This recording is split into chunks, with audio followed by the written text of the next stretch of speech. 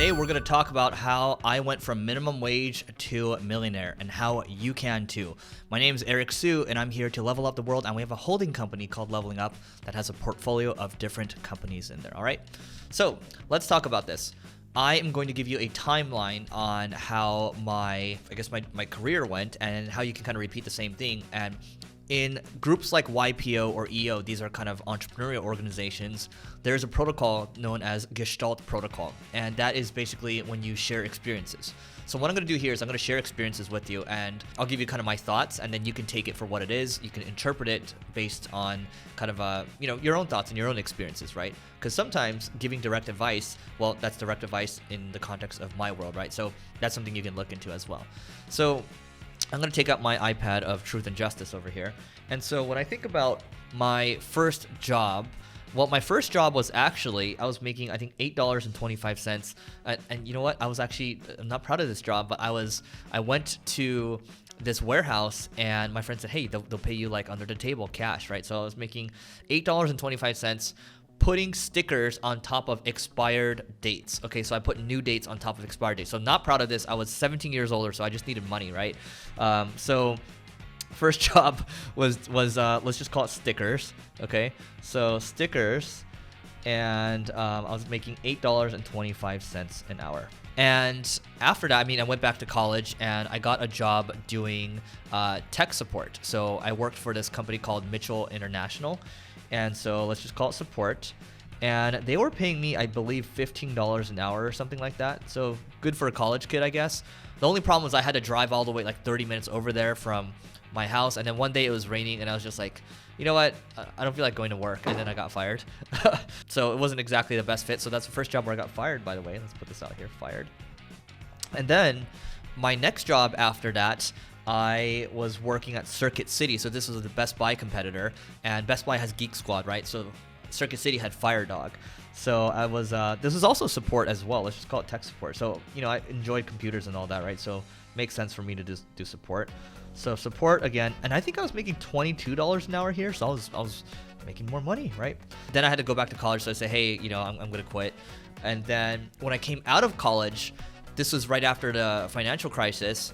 This was in 2008 or so, and the only job I could get coming out of a good public college called UC San Diego, and I was doing data entry. Okay, so data entry, if I do the math over here on data entry, I think it's 35 grand divided by 2087. So that's, I went down actually. So I had a salary, but I went down to 1677. But it became like it was a 35K salary. And then what happened after, so this is the big level up here, okay? So we kind of got to this age. So we went from age 17 to about age 22 or so. And then I started to learn digital marketing. And after I started learning digital marketing, I really never looked back. So my friend Christina, who now works at Airbnb, she told me about this digital marketing thing. And she was interning for this, I think she was working at this clothing company and she was interning on the side, learning SEO. And I was like, okay, I'm going to start doing that. So I actually ended up getting an internship, unpaid, while I was working full-time at the data entry company. And from there, I was able to level up and get my first job. So 2-3 months after the internship, I was eating this digital marketing thing up. So by the way, to me, digital marketing was like playing games. I have a book called Leveling Up, and it's about mastering the game of life. And it's about looking at life as a game. And digital marketing to me is a game. Business to me is a game. And so whatever you end up doing, if you can look at it as a game, it feels that way. It feels engaged. You feel like you have a sense of flow. My God, you're going to be unstoppable, right? Because it's just fun to you. People that aren't having fun, they're not going to be as engaged, but you're fully engaged. So after that, in the first, I would say, if we go back to my iPad over here, after learning digital marketing, I got my first marketing job. So let's call it marketing manager. And then from there, I was making 45K. So now we're going salary. Okay, so 45K salary. And then what happened afterwards was I got offered a job at an e-commerce company. So e-com manager. I was an SEO manager actually. And then I was making, I think, 55K a year salary. And keep in mind, I want to say this too. I started learning digital marketing and I specialized in SEO first, and then I gradually started to learn the other elements. So I became a T-shaped marketer. The problem, I think, is when you specialize too much, you leave yourself open to other risk, right? You want to diversify yourself so you can kind of speak the lingo. You can switch when you're speaking to other people. Because I understood paid media, I understood CRO, I understood copywriting, all these kind of marketing disciplines, email marketing as well. For my first marketing job, I was more of a generalist. Whenever I spoke to specialists in other areas, when I went to this e-commerce company, I could talk the lingo with them. By doing that, they respected me more, and we were able to kind of build a better relationship that way. You're able to earn more trust when you're able to do that. So when you're able to switch like that into different conversations on different topics, or maybe a conversation's much more professional versus kind of more casual, you have a skill that many other people don't. So keep that in mind too. So I want to tell you too, in my first year after learning marketing, I think I switched 4 or 5 jobs. And so the next job, a month later, I was like, this e-com thing, I think this company, it's too slow for me. I just don't want to do this anymore. So then what I did was I went to this agency. So I became an SEO link builder. All right. So I started going deeper into SEO. Here, I actually took a pay cut. When you're leveling up in your career, it's not always necessarily about the pay. Some people tie too much of their self-worth to the pay. I was more interested in the growth opportunity, right? And if you're able to look at things from that lens, then you're going to be leveling up past other people. You see what I did there? So I think I got bumped down to 47K or so, but I really enjoyed what I was doing. I actually ended up staying there 3 or 4 months, which was my longest tenured job this early in my career, before I got offered $75,000 to become an SEO strategist. Okay, so 75K. So I became an SEO strategist. And then what happened was I got bored at this job too. So you see the trend here. I keep getting bored, right? If you find that you're not growing anymore, it's worth asking yourself, should I still be here? Because the logic that my parents gave me growing up was that you should stay at a job long term. You should stay for 4 or 5 years or so, and you should get pension. And that's fine. They give you that advice, but keep in mind, this is why I mentioned earlier, if people are giving you advice, it's based on what they know. It's based on their experiences. And you have to ask yourself, are their experiences up to date? Your parents love you, your friends, family, they love you, but you got to make good decisions for yourself based on information that you collected for yourself, okay? So not relying on kind of your heroes growing up, but really, again, thinking for yourself, okay? So here I actually got fired because I got bored. So I started to start my own consultancy here, and I started actually getting some clients on the side too. And I was doing so well for one client. In fact, I was using a platform called Elance, which is now known as Upwork. So I worked for a company, a t-shirt company on the side, and they're paying me, started at $25 an hour, then I went up to $50 an hour. And eventually they liked the work that I was doing so much that they offered me $250,000 to move to Philadelphia, and with like 5% profit sharing or something like that. And obviously my mom didn't want me to go, and I was like, Philly?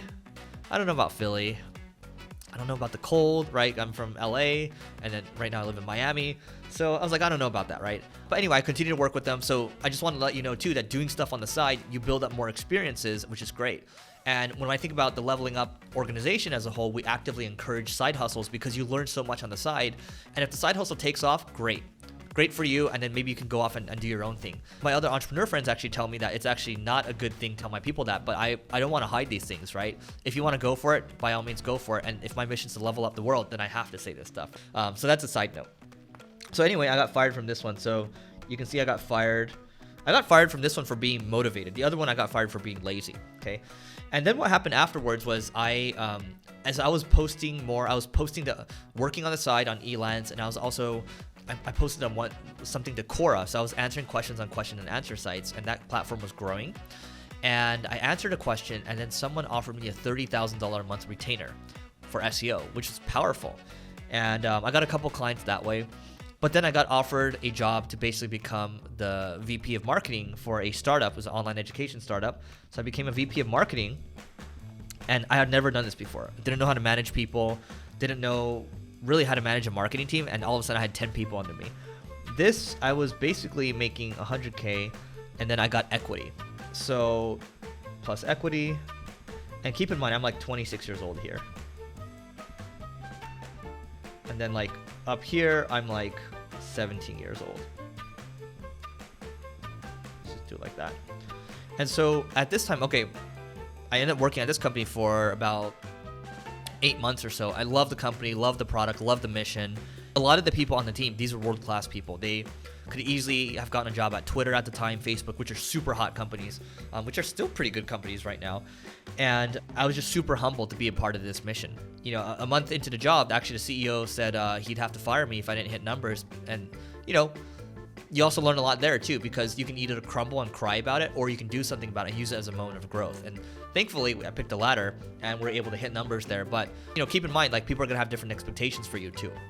Now we come all the way up, and I'm going to kind of fast forward this, but at 27 years old, I came in to help save a failing agency called Single Grain. So I became the chief operating officer, the number 2.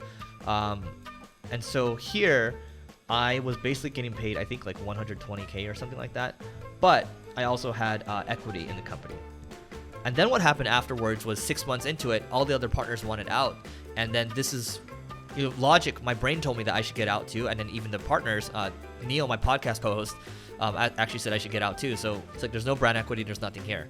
And so what I want to tell you here is, look, if there's an opportunity for you to place an asymmetric bet, meaning that your upside is really big and your downside is kind of capped and it's really not that low at all, you take that bet. Okay. And you also want to use the Jeff Bezos regret minimization framework, meaning that if you're 80 years old and you look back on your past, are you going to regret not having done this? When you look at it from that lens, then it's much easier to make decisions, and it's much, you think clear. So 6 months into it, I become the CEO of the company, and I take over the company, and so I own 100% of it.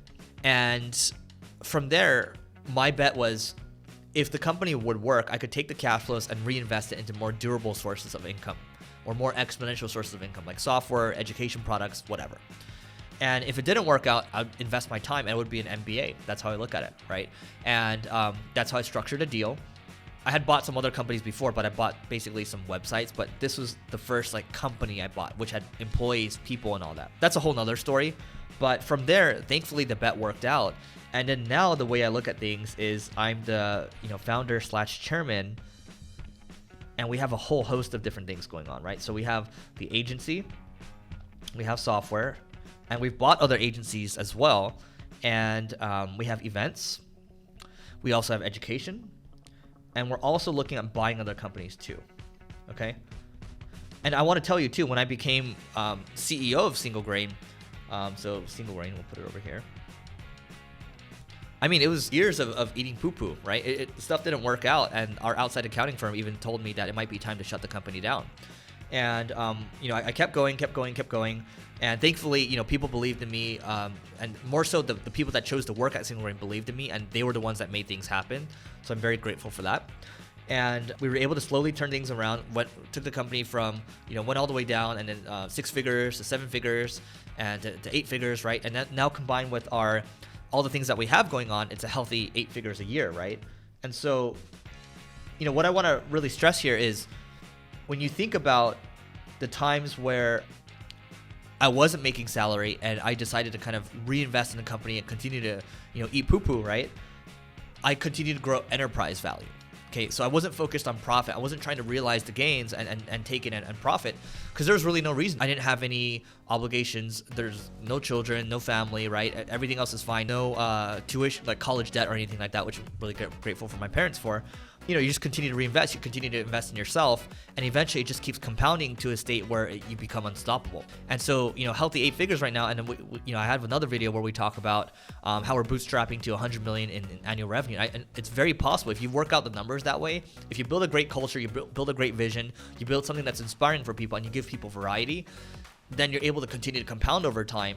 And you just have to be very patient. It's really having a sense of short-term urgency, so moving very quickly on things short-term, but understanding that great results take decades to realize.